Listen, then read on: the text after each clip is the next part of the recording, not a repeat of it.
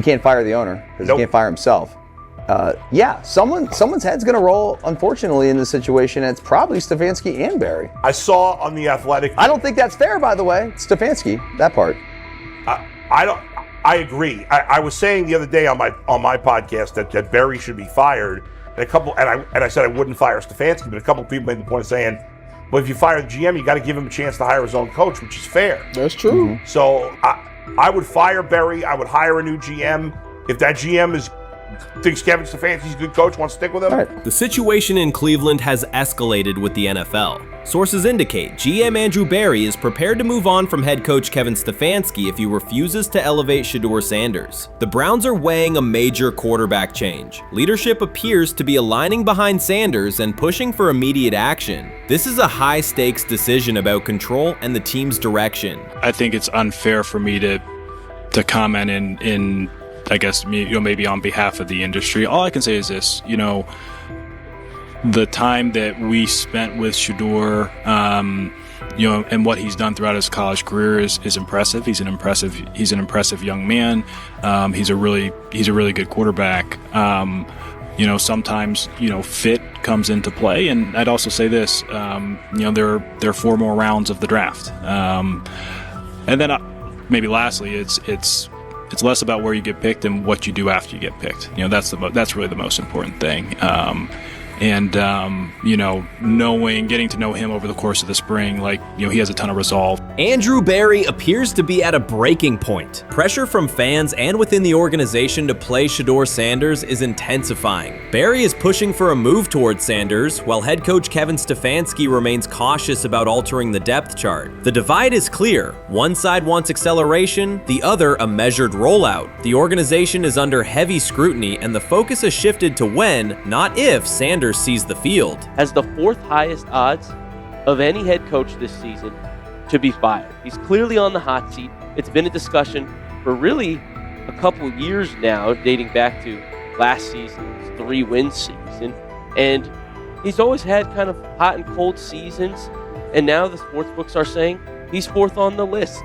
Number 1 is Mike McDaniel of the Miami Dolphins, Brian Dable of the Giants at 2, Shane Steichen at 3, and there is Kevin Stefanski plus 650 to be fired. This has moved beyond tension to outright stubbornness. Rather than elevating Shedeur Sanders, the staff has chosen Dillon Gabriel. The current depth chart looks less like a forward plan and more like resistance to change. Fans have been clear about who they expect to see, yet the organization keeps delaying. Every week without a real evaluation of Sanders slows development and blurs accountability. Cleveland is choosing a conservative approach when a decisive decision is needed, sending a message of uncertainty to both the locker room and the city. Now being the 3rd-string quarterback for the Cleveland Browns, was that so much was made out of unbelievable.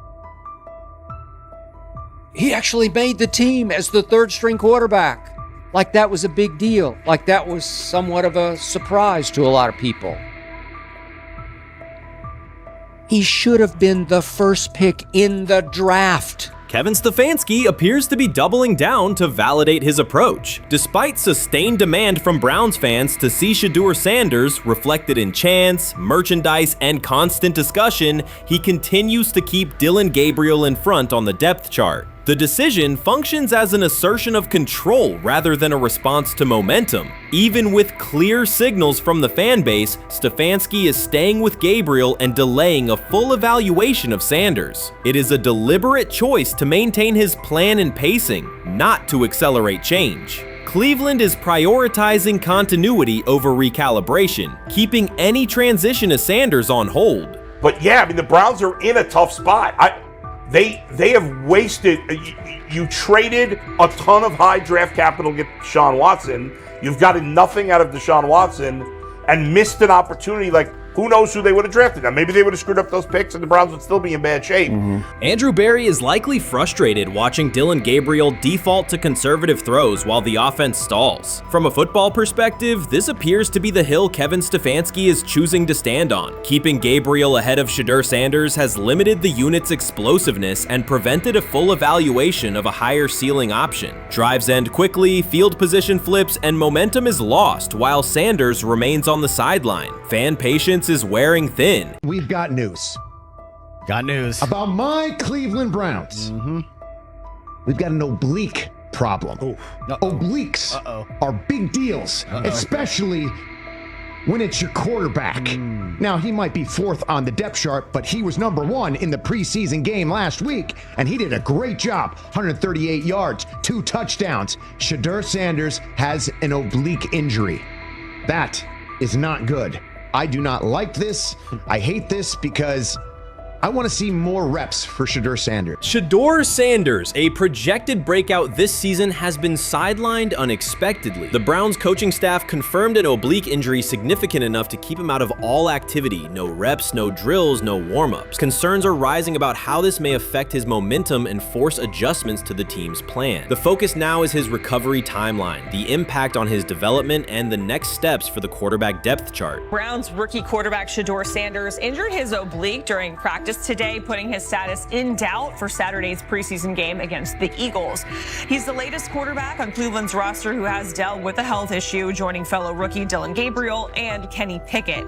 Sanders, who is trying to fight his way up the Browns depth chart, started the preseason opener last week and threw to practice. So how concerning is this for Shedeur as he is trying to, again, make his way up the depth chart, be QB2, potentially QB1 in the future? Dillon Gabriel taking Shedeur Sanders' QB1 spot after Sanders suffers an oblique injury is more than a roster change. It signals the staff is choosing urgency over efficiency. You do not replace a quarterback operating near a 70% completion rate with one coming off a 32% outing unless the decision is driven by desperation or poor evaluation. That is not strategy, it is avoidable loss of production. The impact on accuracy, timing, and drive sustainability is clear, and the difference is apparent to anyone watching. Well, here's what we know. I mean, after practice, Kevin Stefanski, the head coach of the Cleveland Browns, was not available to the media, but I did talk to him on the field as the players were coming off, and he told me that Shedeur Sanders complained of oblique soreness during the warm-ups this morning. Shedeur Sanders' absence isn't just a gap in the lineup, it's a setback for the entire offense. He thrives under pressure and makes throws others won't attempt. When he's healthy, every pass has intent, every drive has rhythm, and opposing defenses know they're in for a long day. Replace him with Dillon Gabriel and the defense senses an opening. Corners press tighter, safeties cheat down, and linebackers blitz more aggressively because they don't expect the same timing, velocity, or accuracy. Yes. I mean, yeah, I'm a fan. I'm not even going to try to hide it. Rich gets You guys are fans. Like, you guys talk about the Cleveland Browns quite a bit. Yeah, it's almost annoying to me. It aggravates people. Like, people don't like the fact that Rich talks a lot They about must love Shedeur. I'm here. But it's like, you know, you have a friend, and that friend's child is following in the family's footsteps. You want them to do well. I don't know why people have such an issue. I know Rich is supposed to be impartial, but it's kind of hard when you have that type of tie to it. But yeah, I'm rooting for Shedeur, man. And Dillon Gabriel's 32% completion rate isn't just poor, it's untenable at this level. A number that low needs no context. It means 2 misses for every completion. Weather, opponent, and play calls are secondary when efficiency is that limited. That output does not sustain drives or keep the full playbook viable, yet he is starting while Shedeur Sanders is sidelined. The contrast is clear. Sanders brings accuracy, timing, and command. Gabriel's recent performance reflects inconsistency and missed opportunities. Choosing Gabriel under these circumstances reduces offensive reliability and invites defensive pressure. It is a decision that sacrifices efficiency and field position. So it'll be interesting to see what happens with Dillon Gabriel, but to the Shedeur Sanders point, it is unfortunate because I thought he was gaining some momentum. I know the practice that they had before they left for Philly, Daniel Oyefusi reported that he actually took the most reps of all of the quarterbacks. And that was the first time that had happened. It was the first time that he had went ahead of Dillon Gabriel, practicing with the twos, etc. So like coming off that stout performance against the Carolina Panthers, he was gaining momentum. If this were a clean evaluation, there would be no debate. Shedeur Sanders is the clear choice. He's accurate, composed, and consistent with a track record of high-level production. Dillon Gabriel remains a question mark, and not the kind that stresses defense. He's the kind that makes coaches consider leaning on the run to limit risk and protect field position. The reality is that injuries create openings for players who haven't earned them. Gabriel has stepped into QB1 while Sanders is out, but that reflects circumstance, not superiority. We don't know the severity of this oblique injury and whether it will even keep him out of Saturday's game against the Eagles. As for moving up the depth chart, I'm the Browns preseason sideline reporter. I was there Friday night when he burst onto the stage and set the NFL world buzzing. And yes, his demeanor was tremendous. His poise was tremendous. He did the things that were asked of him. But at the end of the day, he wasn't actually asked to do all that much. The real concern is how this could attach to Shedeur Sanders' reputation. The NFL is unforgiving about availability. An oblique injury for a quarterback isn't minor. It affects mechanics, torque, and timing. Even with a strong return, the injury-prone label can linger. For the Cleveland Browns, or any team seeking stability under center, that perception is toxic. Teams don't want a player they fear won't make it through October. That's the risk. Talent doesn't always overcome league politics. Once questions about durability start, they rarely fade. They surface in contract terms, roster decisions, and sideline evaluations. So Shedeur Sanders is injured again? If you were following along on social media today for the Browns' first joint practice in Philadelphia against the Eagles, wow, you were in for a tumultuous ride. I mean, all the reporters, both Browns and Eagles reporters, were pretty much flabbergasted at the fact that Shedeur Sanders was taking 0 team reps during the day, and even Tyler Huntley was getting team reps instead of Shedeur. And then it came out, obviously, everybody's speculating. There's people calling for Kevin's jobs, and before I go any further, I don't blame anybody. Ever. Meanwhile, Dillon Gabriel's numbers should be sidelining him, not elevating him. A 32% completion rate isn't a dip, it's a warning sign that points to issues with field vision, timing, and receiver cohesion. That's the quarterback taking snaps while Shedeur Sanders is out. Put their work side by side and the gap is obvious. Sanders shows consistent placement, timing, and footwork that reflect high-level execution. Gabriel's recent output introduces variability that shrinks the call sheet and stalls drives. You can't claim the priority is winning while starting a quarterback who isn't reliably delivering routine completions. Fans recognize it, receivers lose confidence and tempo when targets are off, the offensive line's urgency fades when protection doesn't translate into productive throws, team belief in the quarterback is fragile, and once it erodes, a season can come apart quickly.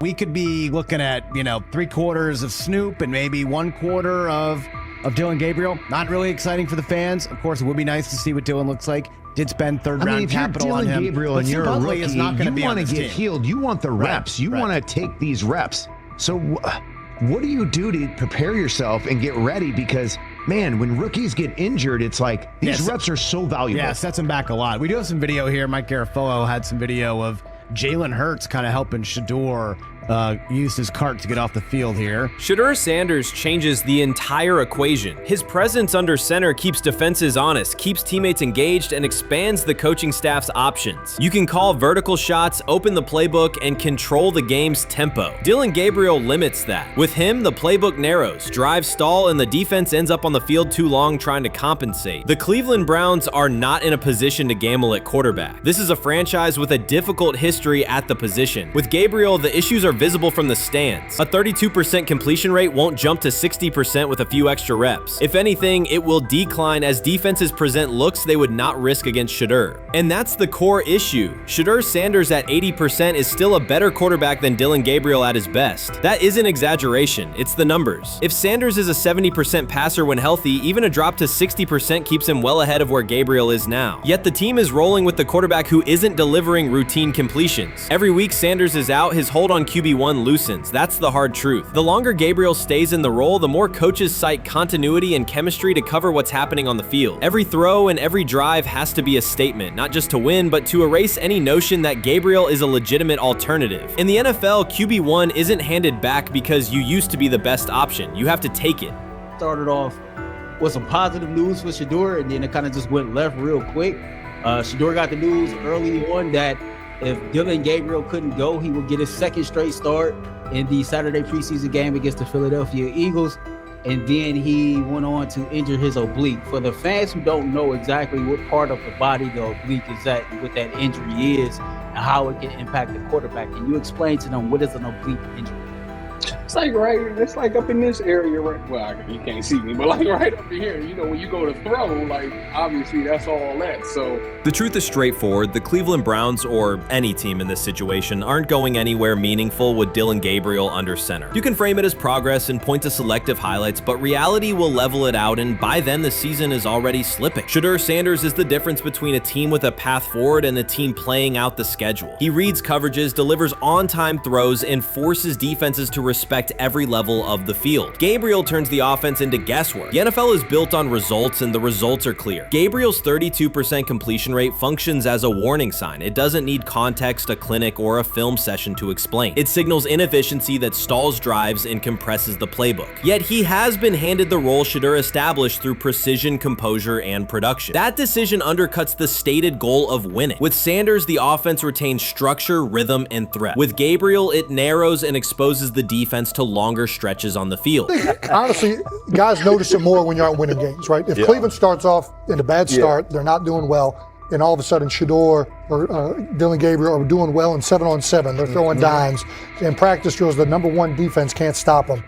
People take notice of that, and the more that the players see it, they're gonna then the comments start happening over the lunch table. They start happening throughout the building, and that's when the pressure really will get severe. The Cleveland Browns were focused on resolving their quarterback situation until Jason Kelce made pointed comments that triggered a strong reaction from ownership. The response inside the organization was immediate and intense. What exactly did Kelce say that has the dog pound on edge and the front office under pressure? We've seen that miserable game by the Cleveland Browns. So they throw Joe Flacco in there, and I like Joe Flacco. He did good, but they gave him the resource of all the first team guys. Then they throw Dylan Gabriel in there with first teams and second teams. So Dylan always is getting protected. The same thing again, they gave this scrub max protection on every play.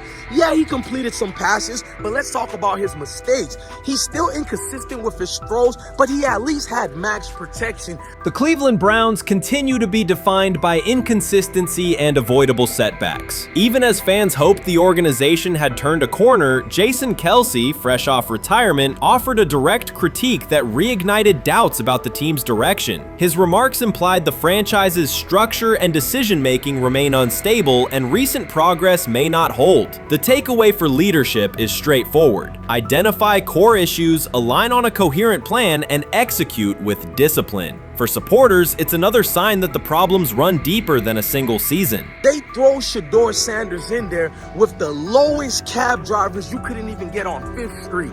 And I'm pissed off, bro, because the play calling was abysmal. Look, even if you don't like Shedeur didn't even get a chance to be trash. Even if you think Shedeur is garbage, he didn't even get a chance to be garbage. That's how awful the offensive line was. Kevin Stefanski still doesn't want to give Shedeur second strings and first strings reps. Why is that? Browns ownership's response shifted from measured to urgent. The pattern is familiar in Cleveland. The team once treated Johnny Manziel as a franchise solution, retained Hugh Jackson for a second year despite results, and invested heavily in Deshaun Watson through a costly trade and contract. These decisions reflect aggressive but poorly aligned planning. The outcome has been continued instability instead of sustained progress.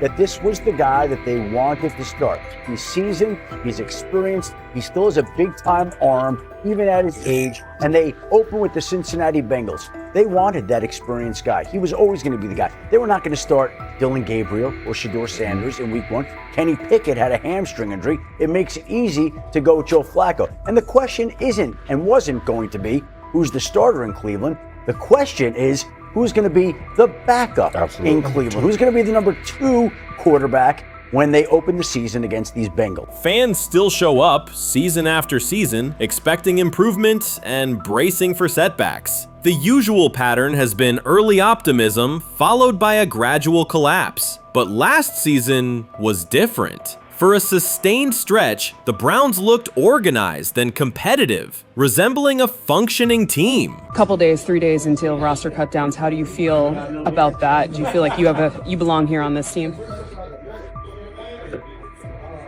Obviously, I think overall as a player, I feel like I put in the work. I feel like everything I do, I try to do it to my best, and that's all I ask for. So I feel like everybody feels like, they should be on the team, and if you ask anybody on the team, would they feel like they belong, in their own eyes. So I feel like I do, but I'm my own player, I think about myself in a high regard. The front office entered the offseason confident. Kevin Stefanski was being praised, and the Dog Pound believed the team had made real progress.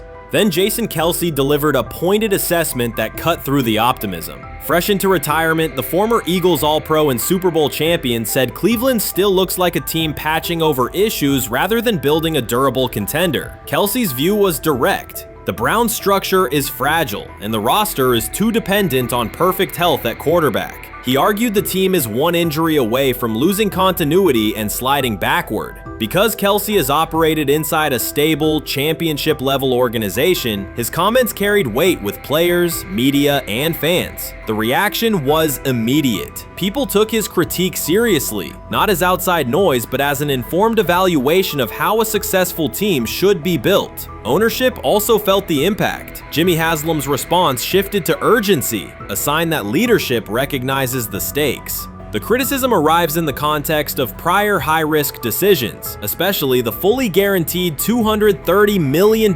commitment tied to Deshaun Watson. Watson has missed time and shown inconsistency when available, and the contract has constrained flexibility. Kelce's remarks highlight why depth, alignment between the front office and coaching staff, and a clear contingency plan at quarterback are non-negotiable. The takeaway is straightforward. Cleveland must convert last season's progress into a stable framework, protect the quarterback, deepen critical positions, and establish a plan that survives injuries and short-term setbacks. Without that, the games that fueled optimism will remain temporary. If you're a betting man, who do you think starts for the Browns at quarterback? Okay, this is the situation. Kenny Pickett, they actually traded for him. Joe Flacco, no one's bringing Joe Flacco in the building thinking Joe Flacco's going to be the starter. If Joe Flacco is your starter, you got a problem. You have a huge problem. And if they were saying Shedeur was the starter as the 5th rounder, you got a real problem too, because he passed over all these guys in these reps in the offseason in shorts, in bikini shorts, Speedos and stuff. Like, no. That kind of stuff. So I'm not that surprised. When you put down a 3rd round pick on a quarterback, you do believe he has a certain skill set. Jason Kelce stated the obvious. Cleveland committed to a quarterback who hasn't played at an elite level in years, and Joe Flacco's playoff run didn't change the long-term outlook. Ownership appeared more upset that the criticism was public than by the substance of the critique. Many fans agreed. They've seen this pattern before. Rosters age, injuries are inevitable, and when a single contract dominates the cap, one setback at quarterback can undermine the entire season. Kelce's broader point was about structure. The Browns prioritized the high-cost, uncertain starter over depth and contingency. The late-season surge masked issues that remain: limited cap flexibility, thin depth at key positions, and an offense that lacks a credible Plan B. Fans recognize how quickly a strong defense can decline with injuries, and how an offense without redundancy stalls. The AFC North raises the stakes. Baltimore with Lamar Jackson sustains a top standard. Cincinnati with Joe Burrow returns to contention when healthy. Pittsburgh rarely slips below .500 under Mike Tomlin and wins with defense and consistency. In that environment, Cleveland can't rely on perfect health or peak form from one player. The path forward is clear. Diversify cap allocation, reinforce the offensive line and receiver depth, carry a legitimate backup plan at quarterback, and install a scheme that functions regardless of who is under center. Given what we saw yesterday with Shedeur Sanders, somebody on the Cleveland Browns is 100% getting fired, probably by the end of this year. The person who's probably going to end up getting fired is Kevin Stefanski, because I know that he didn't want Shedeur Sanders on the team. It was Andrew Berry who made that pick. You can't really go against your GM. Bad things happen in this situation. But Shedeur Sanders is not without fault for what we saw yesterday. This is the play that we saw yesterday that has the internet just exploding, where Shedeur Sanders took like a 24-yard sack. Half of the internet is saying that this is all Kevin Stefanski's fault. Cleveland showed progress last season, but the underlying concerns remain. Jason Kelce highlighted them directly. The Browns' long-term plan is fragile, cap-constrained, and overly dependent on perfect health at quarterback. His comments focused attention on structural issues, roster depth, continuity in coaching, and a sustainable offensive approach, rather than a single hot streak. That criticism resonated because it reflected what many around the league already see. Ownership's reaction underscored the sensitivity. Jimmy Haslam has presided over frequent coaching and quarterback changes, and external scrutiny carries weight when it comes from a respected veteran with championship experience. Kelce's remarks reinforce that last year's Joe Flacco stretch was a short-term solution, not a foundation. The team still needs a durable plan that can withstand injuries and inconsistency. The practical takeaway is clear: stabilize the system, diversify cap usage, and build depth at key positions so the offense functions regardless of who is under center. That includes a coherent development pathway for younger talent such as Shedeur Sanders, with defined practice reps, protection, and scheme alignment. Kelce didn't say anything outrageous. He articulated the gap between a brief surge and a credible long-term contender. I have the faith of a mustard seed.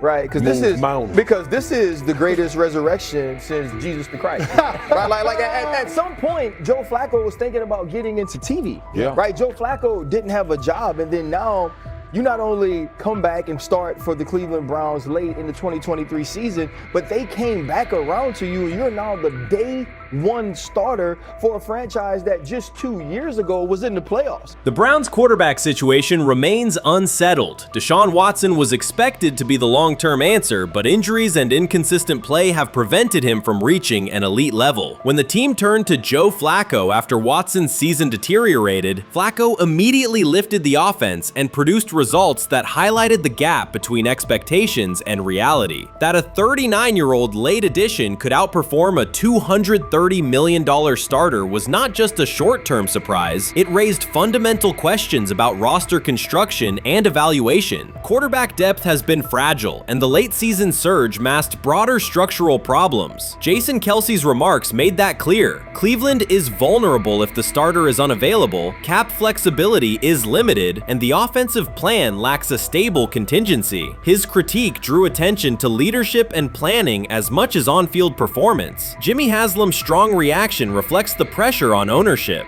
The organization has promoted a message of stability and progress, but Kelce's assessment suggested those gains are not yet durable. The path forward requires a realistic approach to the cap, a credible backup plan at quarterback, and a system that holds up regardless of personnel. This is exactly what he says. I'm told the footage of Shedeur Sanders meeting with the Giants is so bad that both the Browns and the Sanders family have threatened legal action if it is published. The New York Giants have released audio from their draft interview with Shedeur Sanders, and the disclosure has drawn intense public reaction. Fans want to know whether Sanders made critical remarks and why the Giants shared material that should have remained confidential. This situation revolves around an open microphone, contentious comments, and the broader implications of the leak. The New York Giants published a brief, edited segment from their interview with Shedeur Sanders and withheld the remaining footage. Observers are debating whether this was a strategic public relations decision or an attempt to discredit him. The team has offered no additional explanation, and many fans view the limited release as inadequate and potentially misleading. They are demanding full transparency and accusing the organization of orchestrating a negative narrative. While criticism of Sanders is vocal, his supporters are responding with equal intensity. There was another team that he sat down with. What do you mean it didn't go well after that? So, he was pissed that they did that to him. They did that to him. He counter-confronted the them. same thing they do to every other quarterback prospect. They did that to him. They slide in a mistake to see if you catch it. Right. And so because you're the quarterback, but he didn't take it as a correction. He took it as like he got pissed off. Yeah, and it's like so here's another one. So another one was he throws a bad interception, and it was a deep throw early in the game, and he comes back and they go in the meeting, they show the interception. The Giants have released only a brief excerpt of the interview and are refusing to share the rest. Their decision has drawn criticism across TikTok, X, and Facebook, where many see it as a poorly handled public relations move. Fans are calling for the full recording to be published so the situation can be judged in its entirety. The GM is on film that the son, they asked the son last draft, yo, who you think I should pick? His son yo, you need to get the Jaden Daniels, big. This is what his son, it's on tape. You should go Jaden Daniels. He laughing at his son. And all right, cool, get Jaden Daniels. I don't even know how that tape got out. I wouldn't have let the get out. Shedeur Sanders appears unfazed by the situation. Although the Giants suggested he was more hype than substance, their handling of the interview has instead elevated his visibility. Analysts across major sports outlets are now discussing him more than before, keeping his name prominent in the news cycle. New York Giants, where these tapes at? You hear me? Because if Shedeur Sanders was so unprofessional, y'all would have leaked the tapes for the whole world could see, right? Cause understand, it's a lot of he say, she say. But one thing I do know, as a young black man growing up in this world, being straightforward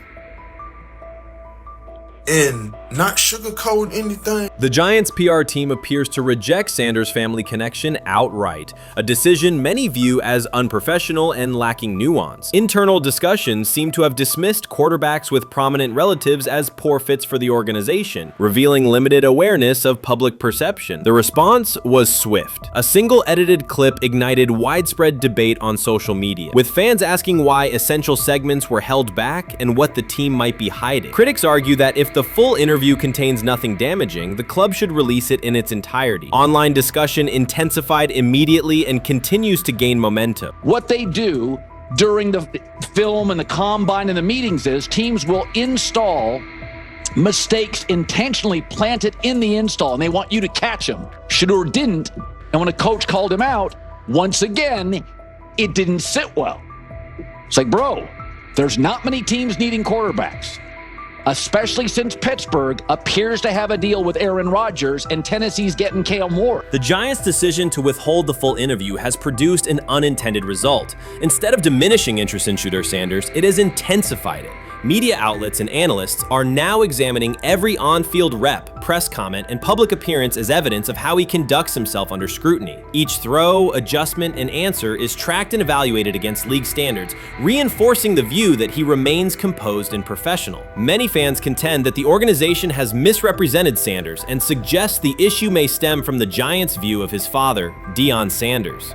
They see the partial release as an attempt to raise doubts about his character by association. That perception has only made his profile more compelling. The discussion has shifted from whether he deserves a high draft position to how effectively he withstands sustained pressure. Sanders is now regarded not just as a talented prospect, but as a symbol of resilience, central to debates about transparency and organizational strategy. Even if the Giants eventually provide more context, the visibility they have created for him is unlikely to fade. The most fun yet the most difficult thing I cover and we cover all year long is not games. It's the NFL draft. Because I've said this many times, you get lied to for a month to 2 months up to it. And so often during the draft, and every few drafts, there's a guy that really falls, precipitously falls. This year it was Shedeur Sanders, it's been Aaron Rodgers, it's been Dan Marino. Every few years somebody falls a lot. And so, but those stories don't come out until like the fall. Criticism of Shedeur Sanders from within the Giants organization has become increasingly public. Team communications appear focused on casting him as an overhyped prospect, whose character should be questioned,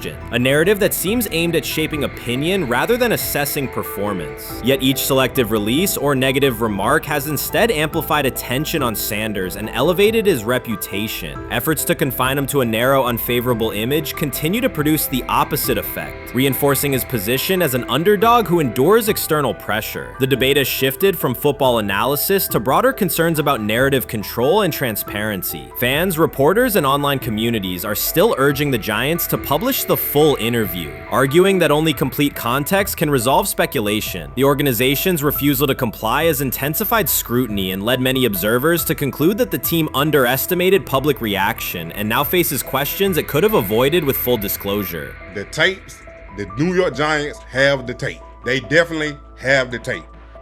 It's confirmation that they had the tape. Shedeur didn't do nothing. It's what they saying he did. I'm gonna tell you what these mixed reaction right here. So we already know about the New York Giants, but the Pittsburgh Steelers head coach Mike Tomlin reported admired Sanders' talent, but hesitated to draft him due to previous challenges with quarterbacks like Russell Wilson and Justin Fields, leading to more cautious approach.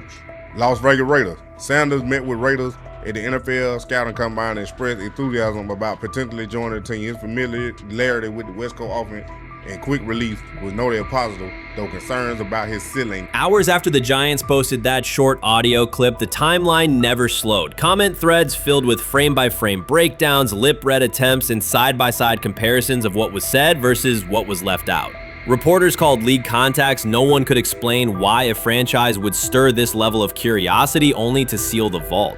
Each refusal sharpened focus on Shedeur Sanders, turning routine throws into national talking points. Analysts kept circling back to the same note. His cadence at the line looks unchanged, steady against the noise. Hashtags demanding the full interview, trend drop, and trend again. Podcast hosts bump scheduled segments to lead with the leak. Rival teams get asked how they would handle a similar situation, then quietly check their own archives. Inside Giants headquarters, the plan to shape the story looks less like strategy and more like a slow burn spotlight they can't switch off. And now every preseason snap, every media availability, every stray sideline camera angle gets fed into a loop that asks, what are they still hiding? The file remains locked. Curiosity keeps compounding. Until someone presses upload or steps to a podium and explains the redactions, the subject drifts away from depth charts and play design, fixing instead on secrecy, control, and the risk of underestimating how fast attention turns pressure into permanence. Momentum isn't fading, it keeps recalibrating, louder, impossible to mute. Many observers declared Deion Sanders was finished. They argued that his public style attracted unnecessary attention, that his health had deteriorated too far, and that his coaching career was approaching an abrupt conclusion. They misread his resolve. When speculation intensified, Sanders did not schedule a press conference or issue a formal statement. Instead, he released a short video recorded at his Texas home, walking alongside recording artist Lil Wayne. The footage established two facts. Although Sanders still walks with a limp, he remains active, and he intends to return to the sideline. Reports from USA Today and ESPN confirm that Sanders had temporarily left Colorado to recover from a significant, undisclosed medical condition. He lost 14 pounds and missed several summer practices, leading to widespread debate about his future. Unofficial sources suggested complications related to previous blood clot issues, but no official diagnosis was provided. Throughout Sanders' absence, numerous media outlets framed his situation in crisis language, frequently questioning whether he would coach again. By comparison, when coaches such as Lincoln Riley paused their duties for health or family reasons, coverage emphasized understanding and patience, an imbalance that reflects a common difference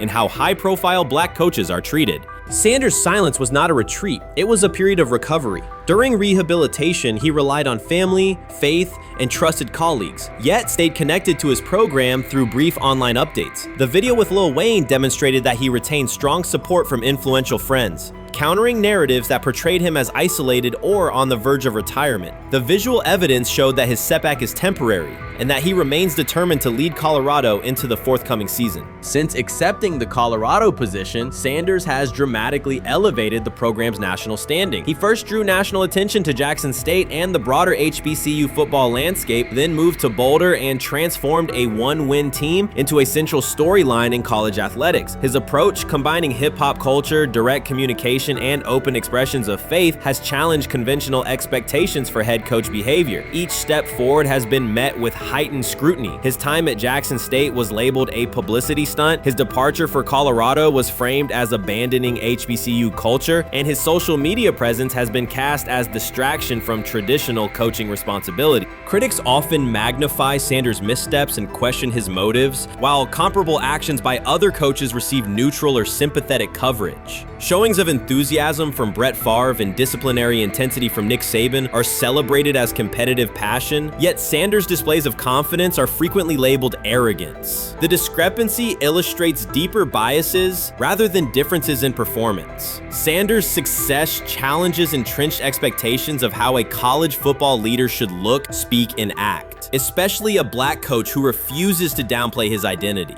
During his convalescence, Sanders maintained close communication with his staff and athletes, reinforcing the standards he had established: discipline, accountability, and belief. The program's daily messaging continued to emphasize preparation and resilience, signaling that Sanders' influence persists even when he is away from campus. Athletes echoed his mantras during workouts, confirming that his leadership extends beyond physical presence. Sanders acknowledges the seriousness of his medical challenge, but has refused to let it define him. He has publicly discussed leaning on scripture and prayer, explaining that his purpose as a mentor, father, and coach extends beyond personal adversity. In that context, the video of him walking in the Texas sun was less a strategic media effort than a straightforward demonstration of continued commitment to his team and mission.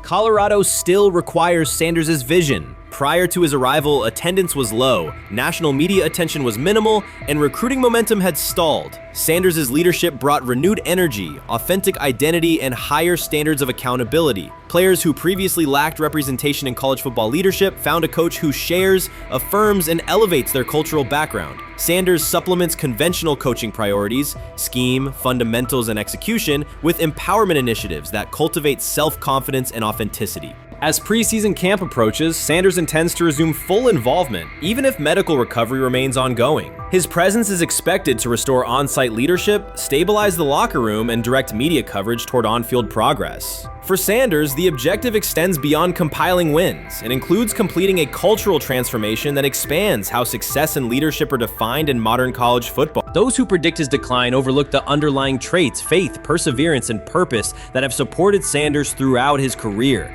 Doubts, rumors, and disproportionate scrutiny have followed him from playing days into coaching, and he has consistently responded with results. His current health setback is another obstacle, not a conclusion. The broader initiative he leads, centered on authenticity, opportunity, and high standards, continues. When Sanders returns to the sideline, it will mark the next stage of a movement he has guided from Jackson State to Boulder. The recent period of quiet has been strategic rather than passive. Instead of defending himself in daily briefings, Sanders focused on rehabilitation, remote program oversight, and family support. Each brief social media message reinforced a consistent theme: faith and preparation. He has articulated gratitude for medical professionals and has reiterated that his mission at Colorado is unfinished. His public references to scripture have been direct but measured, aligning with his long-standing practice of integrating faith into leadership. By walking through his ranch with Lil Wayne, Sanders signaled continuity. The clip underscored that influential supporters remain engaged, that Sanders' broader network values his vision, and that he remains capable of navigating physical challenges. The visible limp was not evidence of imminent retirement. Rather, it documented the reality of ongoing recovery and the resilience with which he approaches each obstacle. Colorado's athletic administration and football staff continue to affirm Sanders' program direction. Recruitment communications cite his established record in fostering cultural relevance and national exposure. Prospective athletes respond to a coach who presents a transparent path to development, both on and off the field. Current players refer to Sanders' coaching points with clarity, citing specific drills and expectations that remain unchanged during his absence. These indicators demonstrate that the core structures Sanders implemented are functioning and that his return will be an amplification, not a restart. Criticism regarding Sanders' public persona often conflates media style with coaching substance. Analysis from opponents suggests that social media engagement dilutes football preparation, yet Sanders' staffs emphasize time management and delegation. Defensive and offensive coordinators handle in-game adjustments, while Sanders directs overall culture, recruitment, and leadership. He has articulated that visibility serves to amplify program accomplishments and enhance player opportunities, not replace strategic football planning.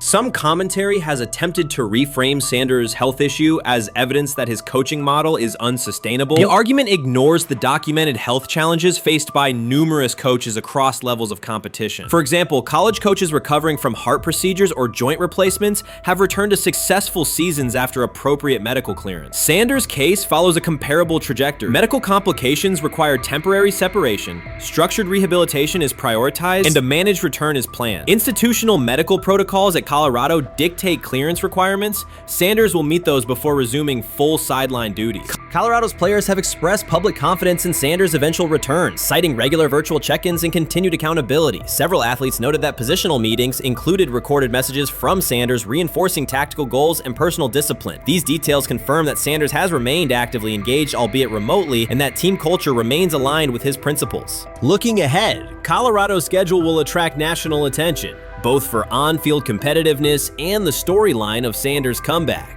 Analysts will evaluate how quickly he reestablishes day-to-day rhythm and whether his physical limitations influence practice oversight. Internal planning accommodates gradual escalation of responsibilities, with medical staff and strength and conditioning personnel contributing to phase reintegration.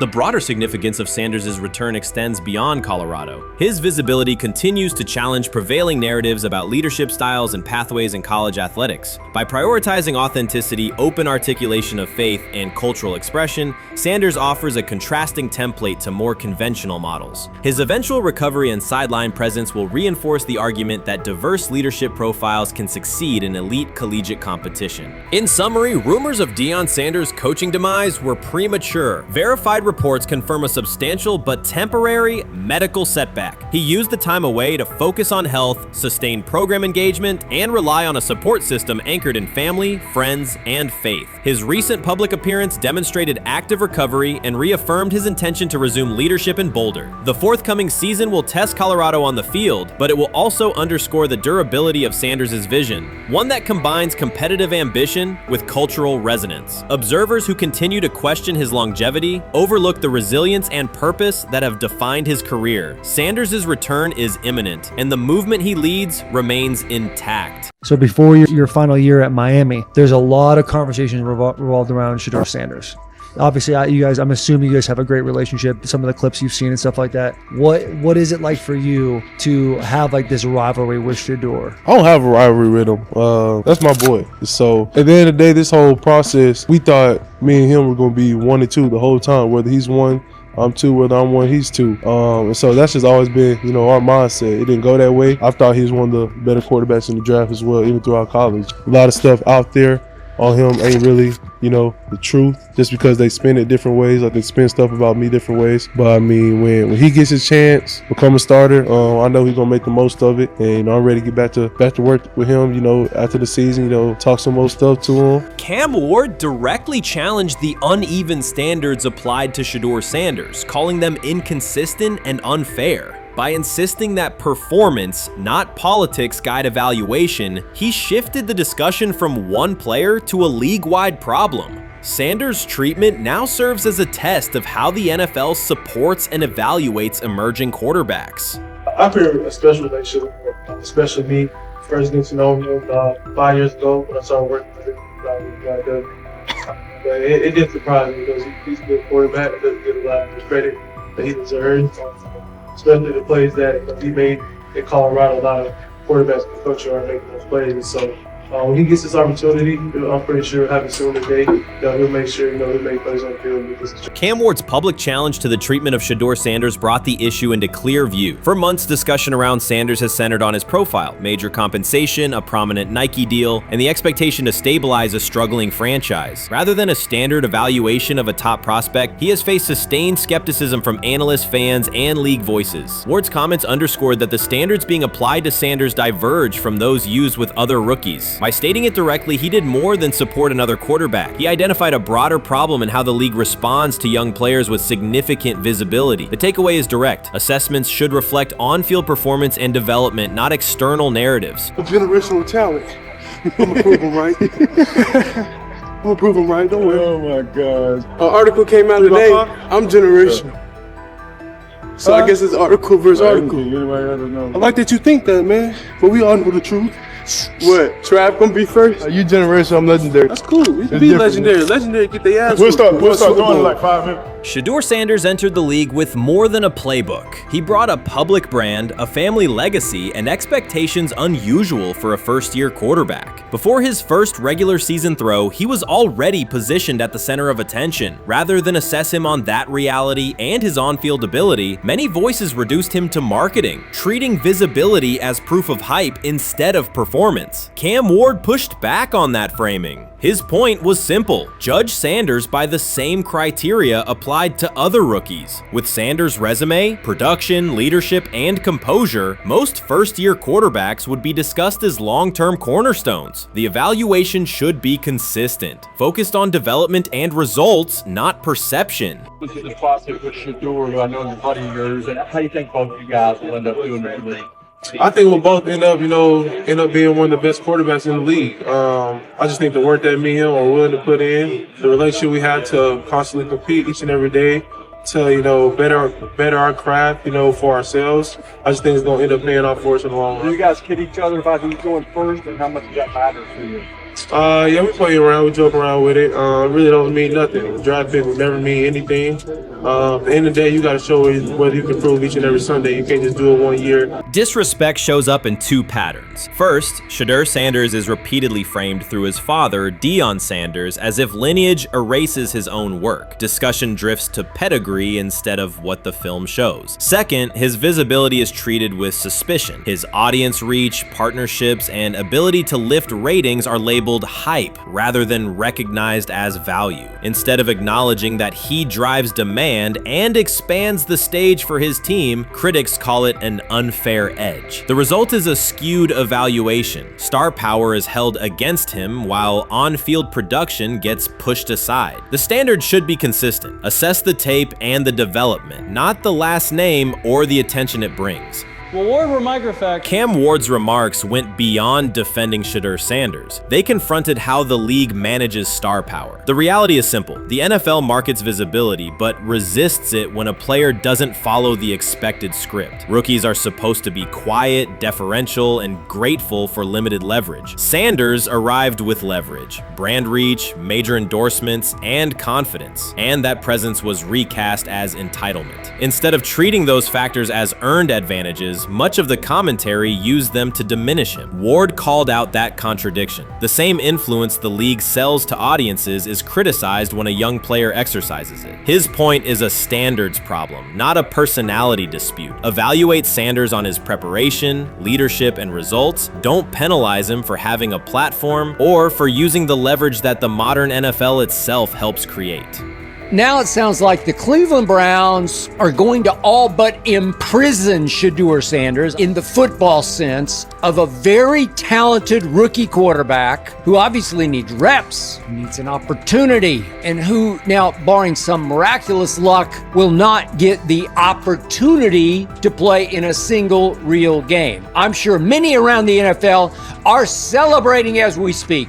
They are chuckling about this. Many in the NFL wanted to teach Shedeur and his daddy. Cleveland became the center of the conversation. With Shedeur Sanders attached to a major Nike partnership, the expectation was straightforward. He should be given real game reps. The Browns instead leaned on Joe Flacco as the default choice, treating stability as the safer path while sidelining a quarterback with clear cultural and commercial pull.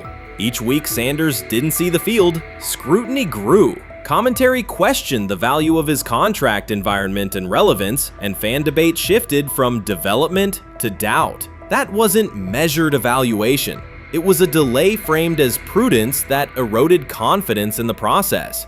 Cam Ward reset the terms of the debate. He pointed to an uneven standard. When veterans or other young players secure significant endorsements, it's considered smart business. When Sanders does it at scale, it's recast as ego or hype. Even the scope of his off-field agreements became ammunition against him rather than evidence of market demand. Ward's position is simple. Use one standard. Assess Sanders on preparation, decision-making, and progression, not on discomfort with his platform. Treat visibility as an asset, not a disqualifier. The issue isn't attitude or branding, it's the consistency of the evaluation. Ward called it directly. The treatment has been unequal, and it should be corrected by aligning opportunity with performance criteria. Fans need to recognize there's not a team in the league he'd start for. Not one. That's not ridiculous. That's not unfair. That's not a vast conspiracy. Shedeur Sanders fans are Angel Reese fans. They're just fair weather fans who don't really give a fuck about the sport. Most of them are just Dion fucking groupies that followed him when he went to fucking Colorado, just like Angel Reese's fans had never watched basketball prior to her playing at LSU, and they followed her to the WNBA and don't know shit about the sport.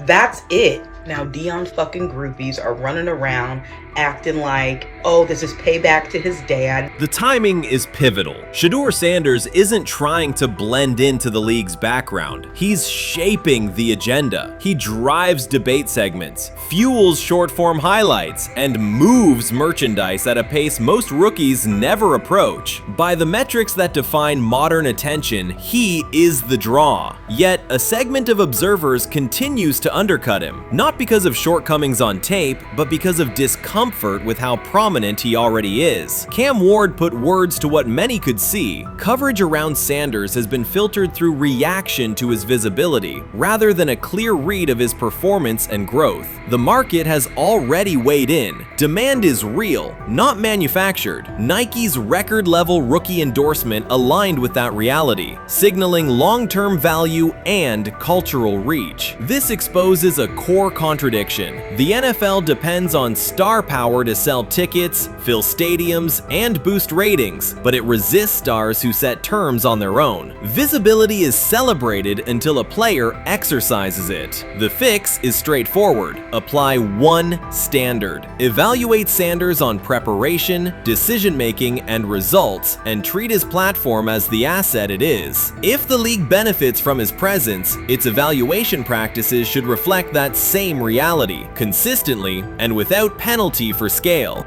Shedeur Sanders does not depend on league promotion. He established his platform before the NFL and continues to expand it on his own terms. That autonomy challenges the status quo. Cam Ward's support was more than a defense of a teammate. It was a warning that if the league holds to outdated expectations, it risks falling behind the very players who drive audience attention and revenue. Claims that Sanders lacks real popularity ignore measurable facts. A large, active following, consistent merchandise demand, and sustained coverage across major outlets. Doubts about his standing as a quarterback overlook his college production and growth indicators. The pattern is familiar. Efforts to minimize him increase his reach. Each skeptical headline widens the spotlight, and each dismissive take creates more engagement. You cannot reduce a player built for visibility by arguing he should be less visible. The practical outcome is the opposite. Scrutiny becomes signal. Sanders is not merely enduring criticism, he is turning it into momentum, converting attention into leverage on and off the field. I'm about to unleash about Shedeur Sanders. I just watched what happened to Shedeur Sanders in the Cleveland Browns' third and final preseason game. And I'm outraged, I'm sickened, and I'm saddened.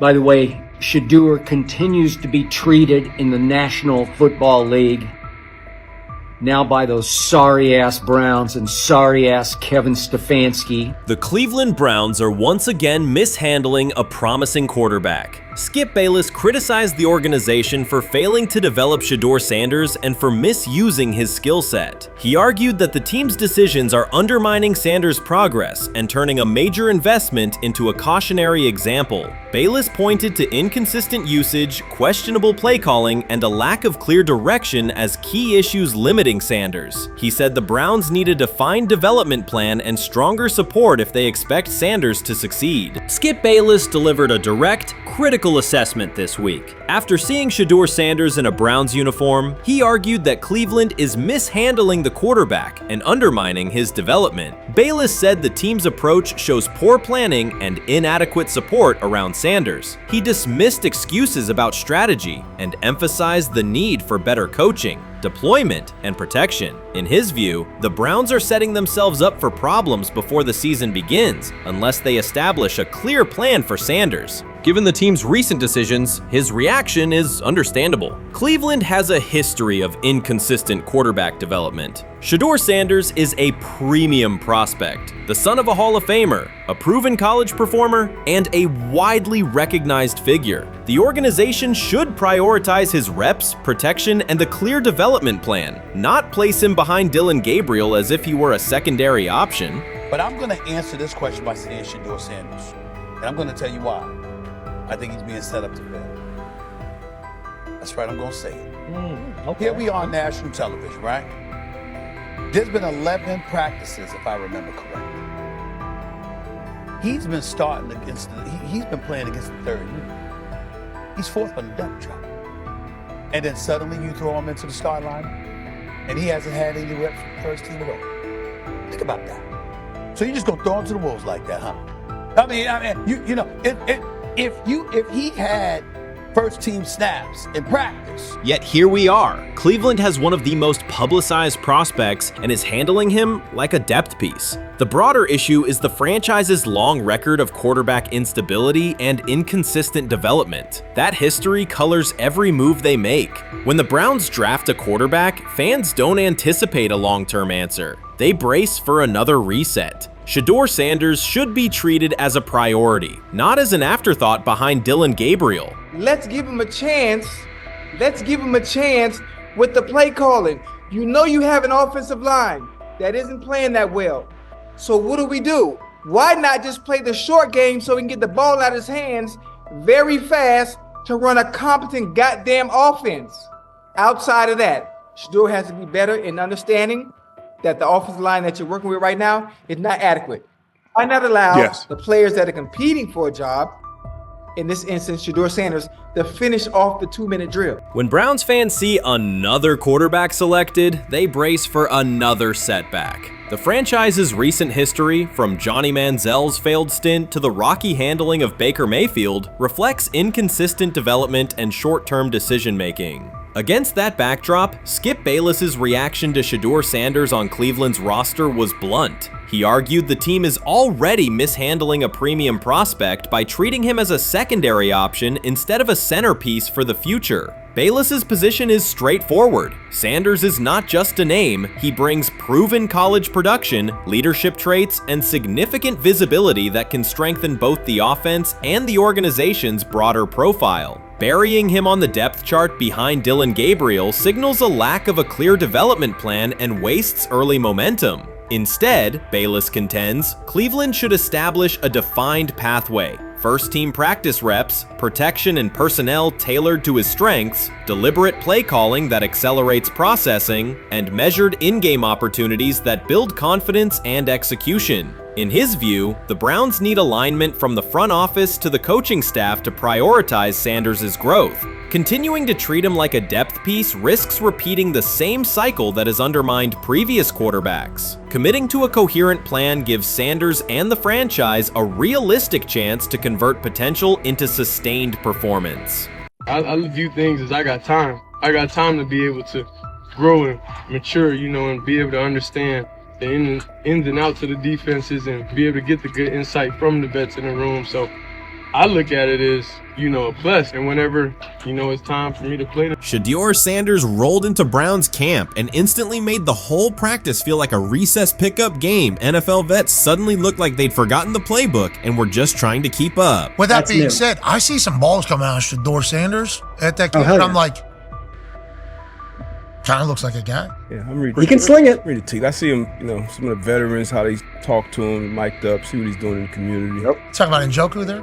Njoku, Mike Knapp. Yeah, you once you see, you know, different little interactions and things like that, we know I know he has the talent. We'll see. It'll be a competition that usually brings the best out of guys, especially young guys. So I'm interested to see how that quarterback situation. Right after Shedeur Sanders tightened his cleats and the Browns settled in for what they figured was a routine camp day, the whole vibe tilted sideways. No blazing comet, no UFO touching down at midfield, just a swagger-charged quarterback striding in like he'd crashed the wrong league and thought, yeah, I'll stick around and run this show. The Browns had no clue what storm was rolling in. You'd expect an NFL team to do a quick scout, maybe pull up a highlight reel or two, but nope. They greeted Shedeur with a shrug, only to watch him seize the field on snap 1 and run the whole operation like a seasoned pro. First and foremost, he's been the best quarterback in camp. Now look, Joe Flacco ain't had many opportunities. There was a whole day I saw he didn't throw the ball at all. Here's my theory on the situation. They already know who's starting in the number 2 is. They already know. Joe Flacco and Shedeur Sanders is already locked up. You're missing the boat, people. You're missing the boat. Your boy, Kenny Pickett and Dylan Gabriel, oh, they're fighting. Shedeur didn't merely clock in, he hijacked the session. One moment he's loosening his arm, the next he's roasting veteran QBs like faded names on busted draft boards. Defensive coordinators everywhere had the same gut punch reaction. His pocket poise? Straight disrespectful. His timing? Psychic. And every pass left his hand like it was laser guided to its mark. While Shedeur Sanders was slicing up routes, the Browns' secondary looked less like an NFL backfield and more like a gaggle of dads sprinting through a Saturday fun run. Big on enthusiasm, short on closing speed. Coaches fought the urge to slam the emergency horn. Players traded wide-eyed, "Are we serious?" stares, and someone even double-checked that a hidden camera crew wasn't about to pop out of the tunnel. But nope, this was pure Shedeur, half cold-blooded surgeon, half highlight factory. He wasn't dropping a casual "I'm here," he was crafting a masterclass. From the first rep, the tempo changed. Shedeur Sanders accepted the snap with steady footwork, diagnosed the Browns' single high shell, and delivered a tight window seam route that forced the free safety to recover late. Throughout the period, he manipulated leverage with quick shoulder fakes, moved through full field progressions, and released on time from a balanced base, consistently putting the ball on his receiver's upfield shoulder. Cleveland's coverage struggled on multiple fronts. Safeties hesitated between deep half responsibilities and underneath support, creating voids at 15 to 20 yards. Cornerbacks and off-man were caught in trail position when Sanders used rhythm throws on 3-step drops, while those who tried press technique had their inside hand neutralized by his receivers' outside releases. Linebackers widened to match shallow crossers, leaving the middle hook unguarded for pivot routes and option digs. One corner attempted a line of scrimmage jam. Sanders immediately adjusted the route to a back shoulder fade, releasing the ball before the break and rendering the press ineffective. Over the session, he showcased pocket discipline, reclimbing to maintain throwing lanes rather than drifting, and finished with a series of anticipatory throws against cover 2 cloud, fitting vertical outs between the flat and deep half defenders. Sanders' combination of rapid post-snap processing, precise ball placement, and pocket efficiency exposed coverage mismatches at every level and highlighted communication gaps in the Browns secondary. By mid-session, the Browns defensive staff clearly recognized their calls were outmatched. Every adjustment, a roll to cover 6, a simulated pressure, a late rotate to 2 high, was neutralized once Shedeur Sanders confirmed the post-snap picture. Routes that had taken weeks to script were beaten by timing and location. Comeback set at 12 yards broke open before the corner's transition. Slot seam outs dotted the void between the flat and deep half defender, and boundary receivers beat press with quick hand techniques, receiving the ball before the trail man could recover. Sanders' command was methodical. He used cadence to freeze plug blitzes, re-ID'd the mic when linebackers sugared the A-gaps, and maintained a firm base so he could reset and fire without resetting his feet. His receivers benefited from that rhythm. Top of the stem, eyes back, ball delivered on their upfield shoulder, allowing immediate transition to YAC. The Browns front tried a late stunt to compress the pocket. Sanders climbed 2 steps, re-spotted the shallow crosser, and delivered in stride, turning a potential sack into a 20-yard gain. What stood out most was how little ramp-up Sanders needed. From his first series, he processed full-field concepts at tempo, cycling through progression reads without hitching. The poise under interior pressure, consistency in ball placement, and ability to manipulate zone defenders left the Browns' coordinated disguise packages ineffective and forced them into static coverage by the end of the period. In short, Sanders' efficient mechanics, rapid processing, and anticipatory accuracy rendered Cleveland's defensive game plan ineffective at every level, from pre-snap disguise to post-snap spacing. Imagine there's many people that think Dylan Gabriel's a better quarterback than Shedeur Sanders. I don't care where they were drafted. If the Browns are the one team that thinks that, then I'm going to suspect it's not true. They don't know what listen, I've been on every quarterback evaluation for 30 years. Right. I never root against anybody. Yeah. But I'd be surprised if Dylan Gabriel's ever a legitimate starting quarterback for the Cleveland Browns. I'd be surprised. I just don't think. Well, then it is a wasted pick because you took him in the top 100.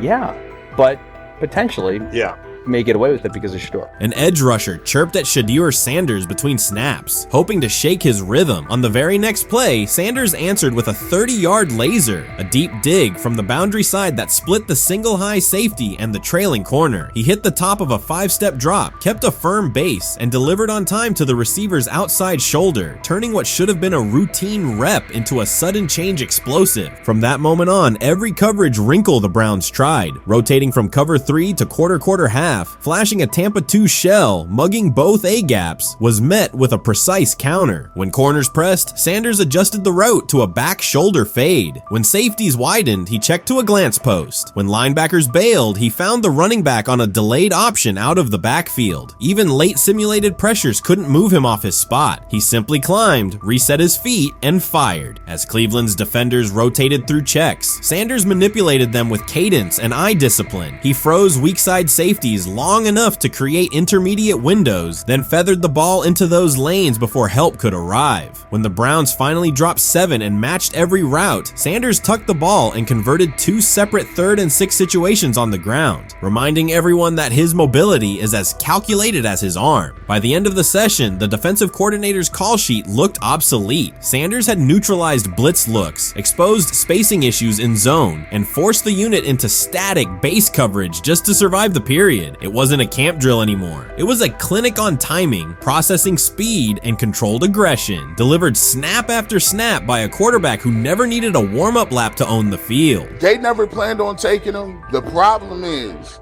like Ocho Cinco said, you got somebody that has endeared himself to the locker room.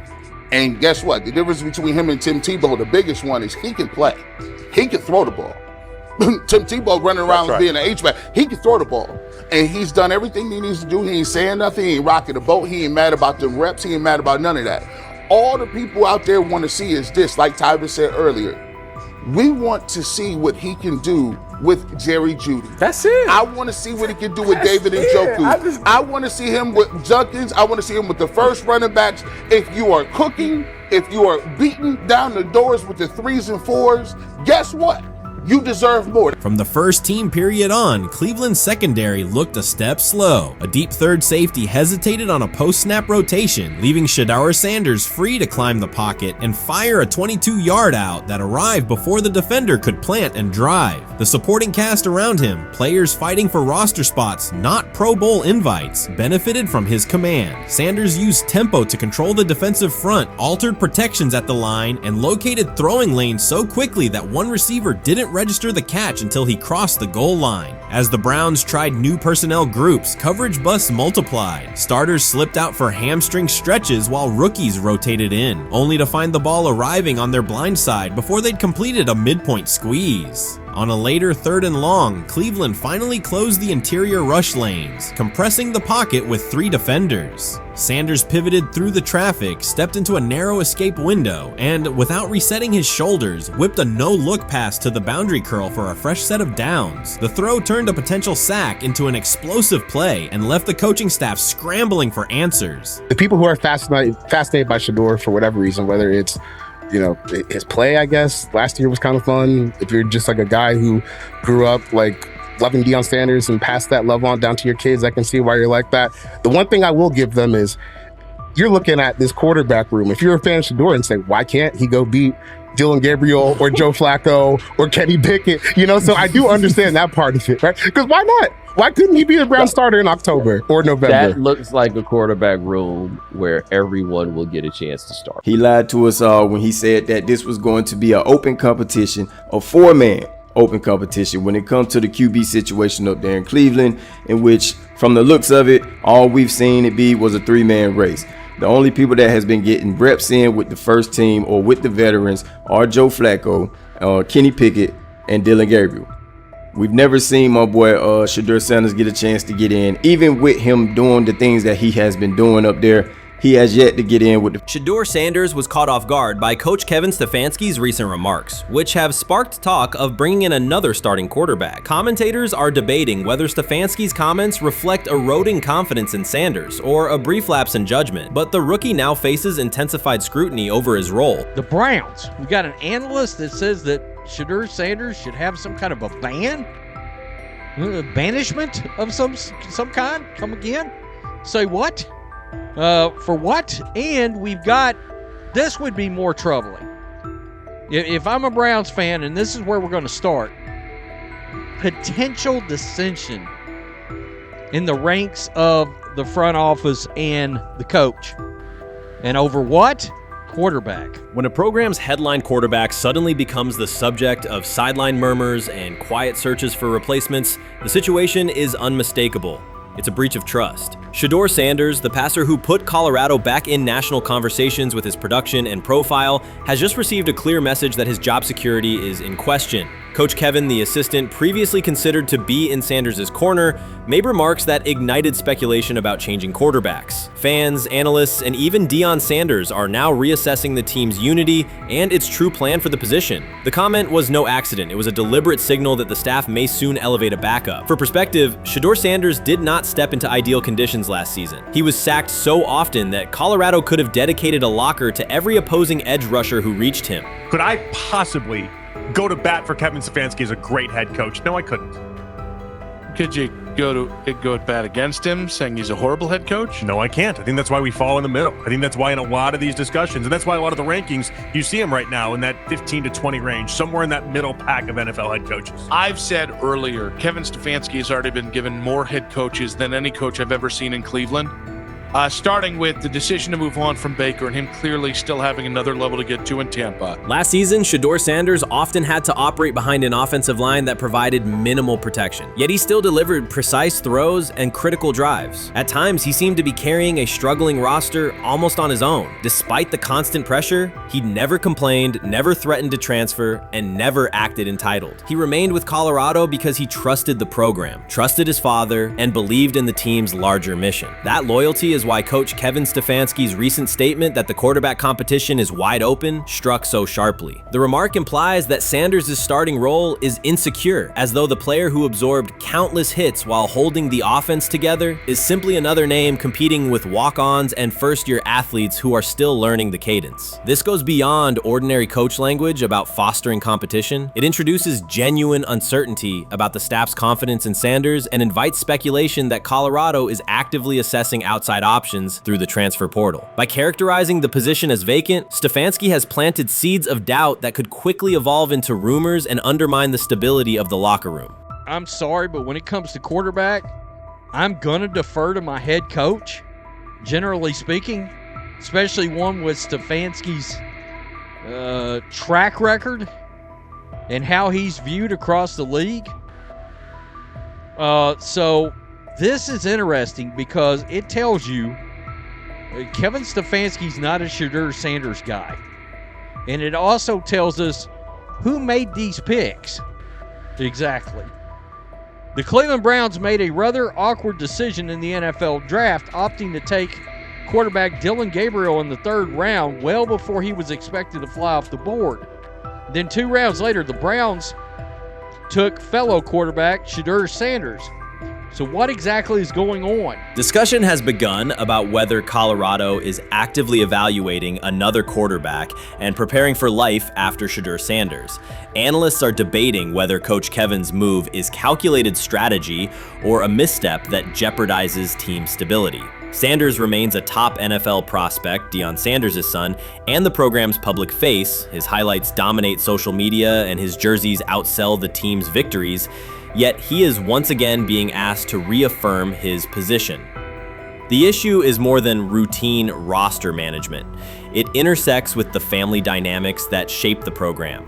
By portraying the quarterback job as open, Coach Kevin signals to both Shedeur and Deion that the staff is willing to move on despite Sanders' stature. For Shedeur, sitting through film sessions while hearing talk of potential replacements adds an unwelcome layer of uncertainty to an otherwise proven resume. The decision may reflect a desire for a quarterback with a different profile, perhaps someone more mobile and system-oriented, rather than a dismissal of Sanders' accomplishments. They have never loathed college football itself. They have resisted the people determined to reshape it. When Deion Sanders, black, direct, unapologetic, walks into a room of power brokers and speaks with authority instead of deference, critics recoil. During his playing days, they complained about celebrations and gold chains. Now that he is a head coach, mentor, and father, they label him something more polite, but just as dismissive, a problem. At Big 12 Media Days, Sanders addressed the accelerating chaos of the name, image, likeness market. He said college football needs a salary cap, not to hobble players, but to impose order on a system that showers unproven freshmen with seven-figure promises while the rest of a roster hunts for scraps. He called the situation unsustainable. Within hours, ESPN commentator Paul Feinbaum branded him a hypocrite, arguing that Sanders profited from NIL at Jackson State and now wants rules only because his most marketable athletes have moved on. The accusation spread quickly because it fit a comfortable storyline. Outspoken black coach gains from change, then protests when the advantage disappears. That framing ignores context. Sanders never criticized players earning money. At Jackson State, he urged corporate sponsors to partner with athletes who had been invisible to major brands for decades. What he wants now is stability, standardized guidelines, basic financial literacy, and roster balance that prevents locker rooms from fracturing over uneven payouts. When other coaches, Nick Saban, Dabo Swinney, Lane Kiffin, voiced similar concerns, they were praised for foresight. When Sanders spoke, the tone shifted to suspicion. The difference is not the message, it is the messenger. Feinbaum's response followed a familiar script. When black leaders question the structure of the sport, their motives are interrogated, their credibility attacked, and their competence doubted. He did not level the same charge at Jimbo Fisher when Fisher complained that NIL disturbed recruiting. He stayed silent when Kiffin lamented the transfer portal. But Sanders, who raised enrollment and television ratings at Jackson State, brought unprecedented attention to Colorado in one season and consistently mentors players beyond football, was called opportunistic. Feinbaum dismissed the cultural impact Sanders created, the exposure for historically black colleges, the draft picks developed, the infrastructure improved, reducing his work to a marketing stunt dependent on star sons Shedeur and Shiloh or two-way standout Travis Hunt. Sanders did not retaliate. He returned to practice, media obligations, and recruiting. His confidence is rooted in faith and in the responsibility he feels toward young athletes whose lives will extend decades beyond their highlight clips. When he asks for NIL boundaries, he is thinking about freshmen handed large sums without guidance, families unprepared for sudden wealth, and programs that abandon kids once production stalls. He has watched that cycle from the inside. He wants protections, not restrictions. Critics predicted Colorado would fade once Shedeur and Hunter leave. Instead, Sanders signed blue-chip quarterback G.J. Lewis and a wave of transfers eager to join a program that values personal growth as much as on-field wins. Recruits see a coach who challenges the status quo, who places black culture at the program's center without apology, and who will remain visible when social media buzz cools. They recognize that Sanders does not chase attention. Attention follows his results. Media outlets reduced the upcoming Buffalo season to a win total prop. 6 victories, give or take. Sanders is playing a longer game. He wants to show young athletes, especially black athletes, that they can lead authentically, speak with conviction, and refuse to shrink for access. Success measured only by the scoreboard misses the point. If Sanders builds men who graduate with financial literacy, self-confidence, and community awareness, he will consider the mission successful, even if Colorado finishes with 5 wins instead of 10. None of that registers with commentators invested in an older hierarchy. For them, leadership should remain predictable, reserved posture, muted tone, minimal cultural expression. Sanders contradicts that image. The possibility that his methods could spread to other coaches, to other programs, threatens a model that has kept decision-making and revenue streams concentrated for generations. So the debate is not about hypocrisy or payroll ceilings. It is about control of the narrative and who is deemed qualified to write it. Sanders refuses to surrender that authority. He knows order is necessary. He also knows whose voices have been ignored whenever real reform is discussed. By speaking plainly, he forces television panels, athletic directors, and conference commissioners to confront issues they would rather defer: financial education, equitable resource distribution, and consistent national standards. Whether Colorado exceeds betting lines this fall will not change the trajectory Sanders has already set. He made Boulder relevant, energized recruiting beyond traditional power corridors, and broadened college football's cultural reach. That influence will persist long after social media debates cool. If his call for NIL structure eventually becomes policy, as the NCAA and Congress now contemplate, Feinbaum's soundbite will fade, while Sanders' imprint endures. In the end, accusations of hypocrisy say more about the accuser than the coach. Sanders has remained consistent: empower athletes, hold adults accountable, and inject stability before unchecked money corrodes the locker room. The people who stand to lose clout in that environment prefer the chaos they can manipulate. Sanders prefers a system that nurtures the players who make the sport worth watching. His advocacy is rooted in experience, not self-interest, and his critics will have to decide whether to engage with that reality or keep shouting from the sidelines. Chris Carter's televised assessment of Shedeur Sanders triggered immediate pushback from Cleveland fans, local media, and even several Browns veterans. Carter dismissed Sanders, a 5th-round pick, as unprepared to start and framed the growing interest around him as purely a byproduct of surname recognition. Since that segment aired, practice reports have told a very different story. Observers inside the Browns facility describe a rookie quarterback who is closing the gap on Kenny Pickett and Dillon Gabriel with surprising speed. Sanders first turned heads in rookie minicamp by directing the huddle with a calm that belied his inexperience. Position coaches reported that he rarely repeated mental errors during installation periods, a trait they rank highly when grading young quarterbacks. In organized team activities, he showed consistent timing on intermediate routes, kept turnover numbers low in 7-on-7 periods, and demonstrated early command of Kevin Stefanski's protection calls. That steady execution earned him a handful of first-team snaps, reps that would ordinarily have belonged to Pickett by default. By mandatory minicamp, the rotation had shifted again. Practice notes from beat reporters detail the rise in Sanders' workload each day. Red zone series against the starting defense, 2-minute drills, and full field scrimmage possessions in which he checked out of called plays when fronts dictated it. Mary Kay Cabot, initially skeptical Sanders would challenge for game day snaps in 2025, wrote after consecutive sessions in mid-June that his footwork, release speed, and pocket management had, quote, meaningfully tightened since rookie camp. Her tone marked a clear departure from early spring projections that labeled Sanders a long-term developmental project. The broader quarterback context in Cleveland magnifies that progress. Deshaun Watson's availability and form remain uncertain after 2 injury-interrupted seasons, while Pickett's transition from Pittsburgh has been uneven. Dillon Gabriel's arm strength is evident, but coaches continue to stress hesitation in his full-field reads. Against that backdrop, Sanders' quick decision-making and mechanical efficiency have begun to look less like a pleasant surprise and more like the roster's most reliable short-term plan. Inside the locker room, acceptance has followed performance. Wide receivers cite Sanders' ball placement on outbreaking routes, noting that the ball routinely arrives on the upfield shoulder, a small but essential detail that allows for yards after the catch. Offensive linemen appreciate his pocket awareness. Joel Bitonio remarked privately that Sanders slides up instead of bailing when edge pressure flashes. Defensive backs say his eye discipline forces them to hold coverage longer than they expected against a rookie. Such cross-positional respect develops only when day-to-day tape shows tangible improvement. The reaction to Carter's critique highlights a recurring double standard applied to young black quarterbacks. Traits celebrated as swagger or confidence in other players were labeled arrogance when associated with Sanders, yet the quarterback himself has not responded publicly. There have been no subtle social media jabs, no mention of critics in interviews, only repeated references to competing for every rep and learning from veterans. That measured approach, combined with hard evidence from practice, has softened earlier doubts among coaches who prioritize demeanor as much as arm talent.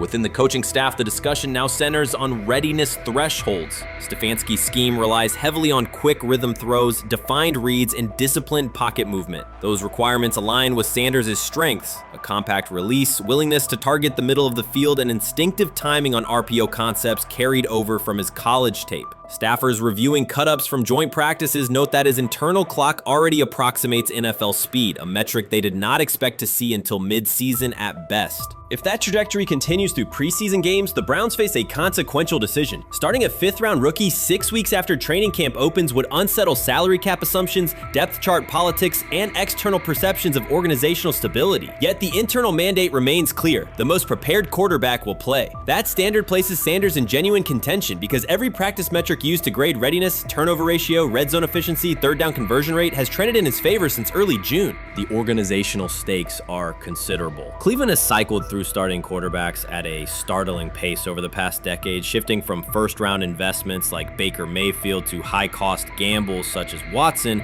each move packaged as the long-awaited solution. A rookie chosen outside the first 100 picks ascending to the top of the depth chart would challenge long-held league assumptions about draft pedigree and opportunity.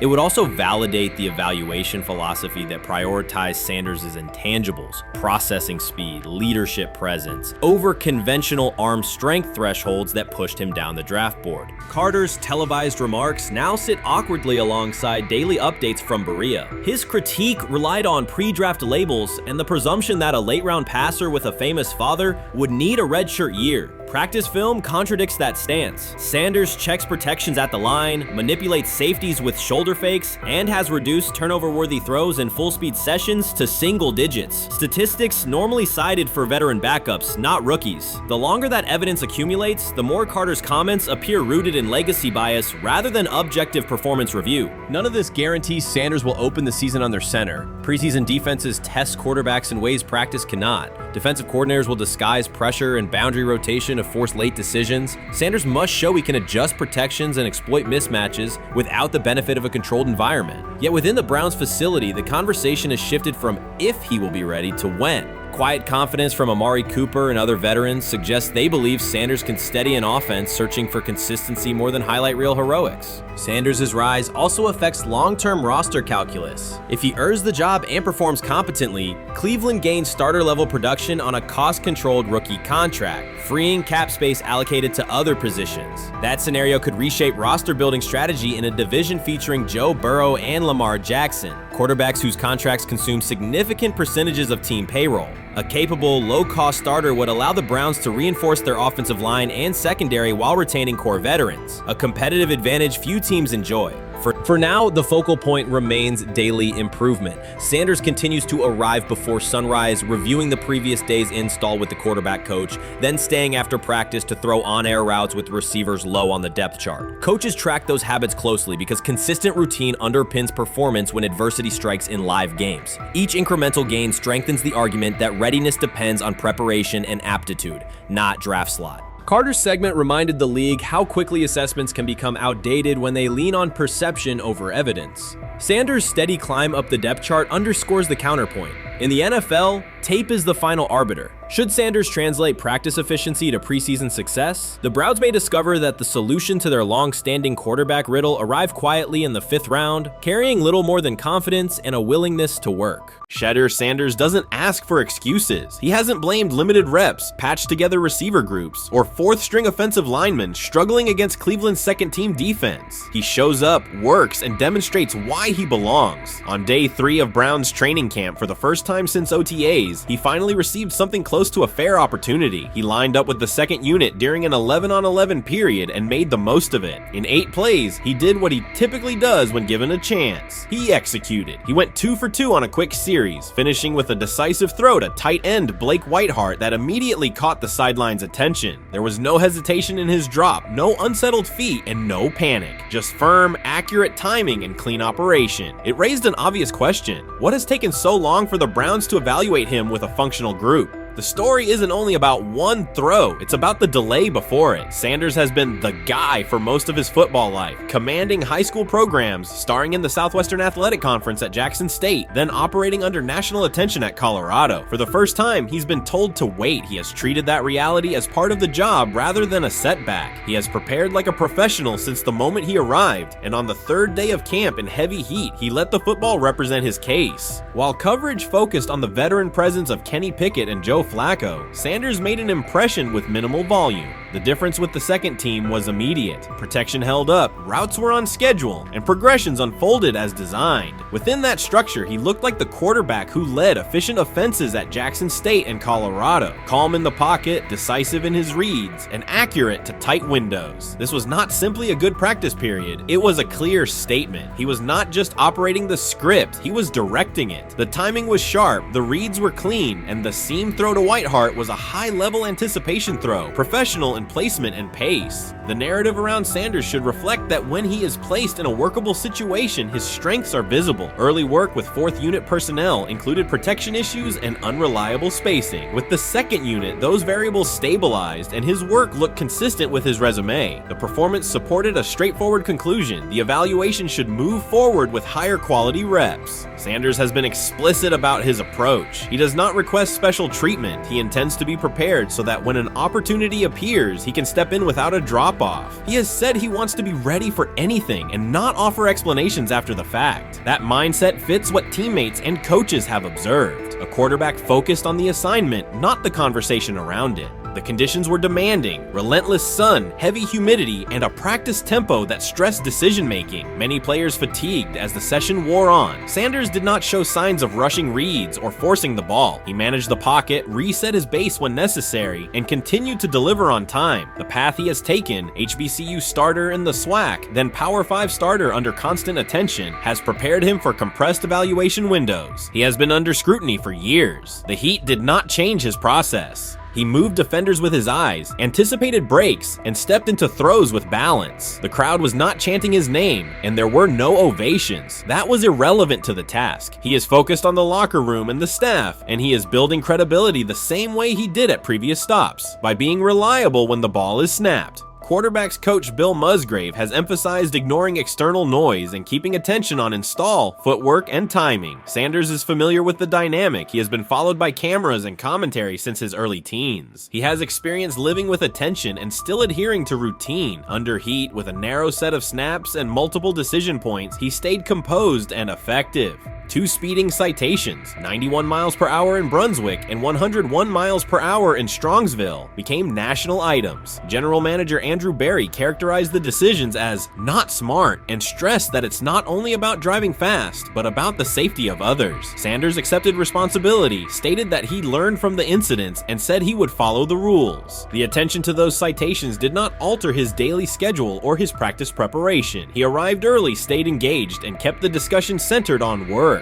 Away from the field, he spent time at Rainbow Terrace in Cleveland after a significant apartment fire, distributing supplies and checking on families affected by the incident. There was no formal media rollout around the visit. It was an instance of direct engagement with the community without publicity attached to it. That reflects the same approach he shows inside the building. Do the work first. Sanders treats each rep as if it might be his last for the day and his only chance to show a specific element on tape. He prepares for protections, cadence variations, route adjustments, and timing with a level of detail that compresses the learning curve. When he is not under center, he studies coverages from the sideline, charts plays, and reviews video before and after practice. He writes down the next day's calls so he can anticipate checks. He has reference using virtual simulation tools to replicate snaps he does not receive physically. That is not a passive stance, it is an active attempt to reduce the distance between classroom and field. He is building relationships across the roster, not just with projected starters. He communicates with defensive backs to understand what they see and how they react to certain stems. He spends time with offensive linemen to align on cadence and protection calls. He connects with newer players away from the facility so that communication improves in practice. That is practical leadership, consistent, low visibility work that becomes obvious when the ball is snapped and the operation is smooth.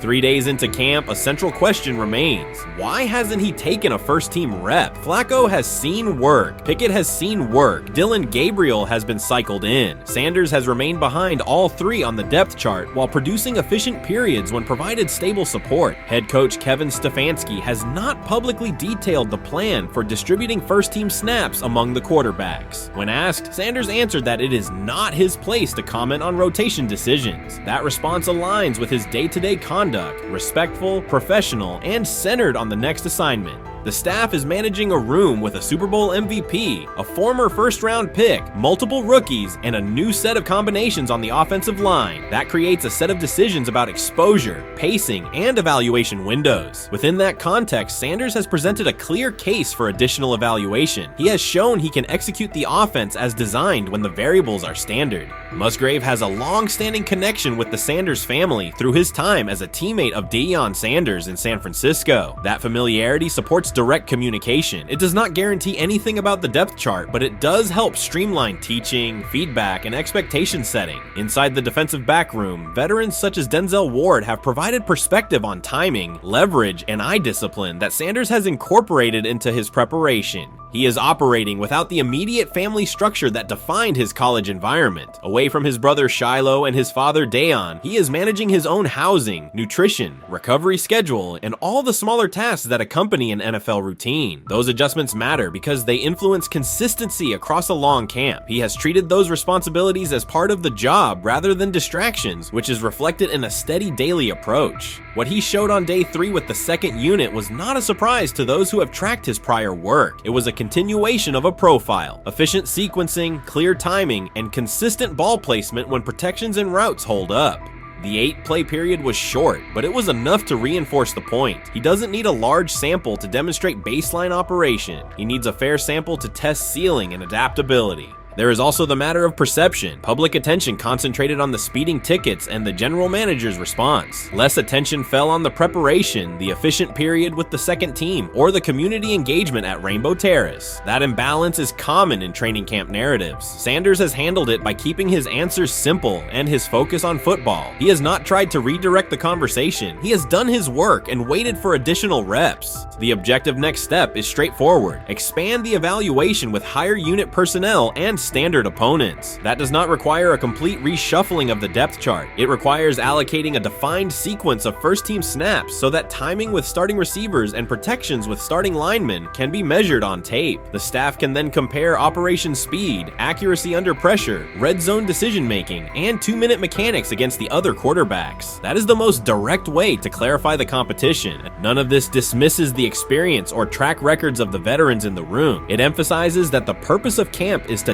test assumptions with current performance. Sanders has provided enough evidence with the second unit to justify a broader look. He has shown that the pace of his feet matches the pace of his eyes, that he can hold safeties with his shoulders, and that he can drive intermediate throws without float. He has also shown discipline to take the clean completion rather than force the vertical shot when leverage dictates otherwise. Every day, he has addressed the controllable items: meetings, note-taking, install recall, cadence management, and post-practice review. He has not asked for public guarantees. He has asked for an opportunity to compete on comparable terms. The 8-play sequence with the second unit was a small but clear example of what he can do when those terms exist. The staff's communications have been measured. Stefanski has not laid out a schedule for first-team rotations publicly. Barry addressed the speeding incidents directly and emphasized standards for decision-making off the field. Sanders accepted the criticism, adjusted his behavior, and moved forward. Those are the relevant facts. What remains is a football evaluation that can only be completed by giving him snaps with the top group and measuring the results. If that evaluation occurs and he performs at the level he showed with the second unit, the conversation will shift from potential to placement. If it does not occur, the question will persist through camp. Why not test the full picture? Sanders has built a case based on preparation, poise, and execution. He has demonstrated leadership by building relationships across the roster. He has shown maturity in handling external issues directly and moving on. He has given the staff reasons, on the field and in the building, to continue the process. 3 days into camp, he has answered everything within his control. He has shown growth, discipline, and consistent operation. He turned early fourth-team disarray into learning, then executed cleanly when moved to the second unit. He kept the discussion on football when outside topics threatened to dominate. He has not tried to win a press conference. He has tried to win every rep. If he continues to stack days like this, the next step is logical. Evaluate him with the starters, document the results, and let the tape determine the depth chart. Until then, he will continue to prepare, continue to compete, and continue to present the same message through his play. The 2025 NFL Draft was expected to be Shedeur Sanders' moment. Many projected him as a top 10 talent and a headline quarterback in one of the most discussed college football storylines in years. Instead of walking across the stage on the first night, he waited through 3 days without a call. There was no celebration, only silence. When the phone finally rang at pick no. 144 in the 5th round, it was the Cleveland Browns. With that selection, the financial outlook changed dramatically. The Sanders family believes this was not a typical draft slide, but the result of coordinated action. They are pursuing a $100 million lawsuit alleging collusion across parts of the league. In the months before the draft, Sanders was consistently discussed among the top quarterbacks in the class. Television and digital analysts praised his poise, accuracy, leadership, and command. Scouts highlighted a 74.1% completion rate, record-setting stretches at Colorado, and his rise from an HBCU star to a national figure. Consensus expectations placed him in the first round or early second. Draft night unfolded differently. As picks accumulated, there was little indication that his name would be called. The atmosphere at his private gathering shifted from anticipation to doubt. When the Browns selected him late on day 3, projections for his first contract dropped from an estimated range in the mid-$30 million to approximately $4.6 million, with corresponding reductions in likely endorsements and long-term positioning. According to Deion Sanders and others close to the family, this was not about performance, injury, or conduct. They argue it was coordinated. Attorneys were contacted immediately. The allegation is straightforward. Sanders' value was suppressed intentionally. The family's position is that this was a calculated decision within parts of the league, not an isolated set of evaluations. The legal claims focus on communications that, if authenticated, could be significant. Internal emails, text messages, and owner-to-owner conversations. The family's representatives contend that these materials show a deliberate effort to avoid drafting Sanders in early rounds based on perceived image concerns rather than football merit. One message reportedly under review framed the decision in branding terms. Drafting Shedeur would mean inheriting the Prime brand. The complaint asserts that this view led some teams to discourage others from selecting him unless necessary, not for film-based reasons, but to avoid perceived attention and external pressure tied to his family's profile. A related thread involves speculation about team fit and willingness to play for certain franchises. Past public comments by Deion Sanders were interpreted by some as signals of an Eli Manning scenario. The family's view is that these were strategic statements, not ultimatums. They argue that rather than engage in discussion, teams chose a passive approach, no direct rebuttal, reduced contact, and a collective reluctance to invest a premium pick. If phone records and written communications corroborate coordination, these items could become central exhibits. Media tone shifted as the draft neared. Coverage that had emphasized production and leadership began highlighting intangibles, interviews, and perceived coachability. Anonymous sourcing appeared in multiple outlets, with claims that Sanders skipped combine drills out of arrogance, bristled at film critique, or told one club, "Maybe I'm not the guy for you," after a tense session. A widely cited line, "Nobody wants a celebrity backup quarterback," was voiced by Colin Cowherd and circulated as shorthand for risk. The Sanders legal position is that these narratives did not arise organically, but reflected a coordinated leak pattern that undermined his market value. The family's contention is that this was primarily about control and compliance rather than football ability. They point out that Sanders did not fail a drug test, was not suspended, and did not produce poor athletic testing. His college resume included elite stretches and significant program elevation at 2 stops. The legal claim asserts that the league's power structure resisted a high-profile player aligned with a high-profile parent coach and an independent media presence. The allegation is that teams sought to avoid the perceived complexity that would come with selecting him early. The financial impact is a core component of the damages claim. Had Sanders been selected late first or early second round, projected 4-year compensation would likely have fallen between $30 to $35 million, with immediate access to higher tier endorsement opportunities and the brand leverage that accompanies a franchise quarterback designation. As a 5th round pick, the initial contract value is a fraction of that total, and associated off-field opportunities are typically narrower. The suit reportedly seeks not only lost salary, but also the broader economic value linked to draft position, sponsorships, licensing, and the visibility that accelerates an early career trajectory. The filing's scope, as described by sources close to the family, extends beyond the league office. It may involve media outlets, scouting firms, and specific executives if discovery shows coordination or materially false statements that affected value. The argument is that the draft slide harmed not only Shedeur, but also the broader Sanders brand, affecting perceptions of Deion Sanders as a recruiter, coach, and public figure. The family's view is that narrative construction around brand risk and celebrity backup produced a measurable economic and reputational loss. If a court authorizes discovery, the process would likely compel emails, internal draft notes, and message archives from teams and third-party intermediaries. Subpoenas could be served on media organizations for sourcing records related to anonymous quotes. That level of transparency would be unusual and could reveal how information flows during pre-draft periods. The legal theory moves beyond a single player's evaluation to the draft's integrity, whether owners or executives acted in concert to reduce a prospect's value for reasons unrelated to football performance.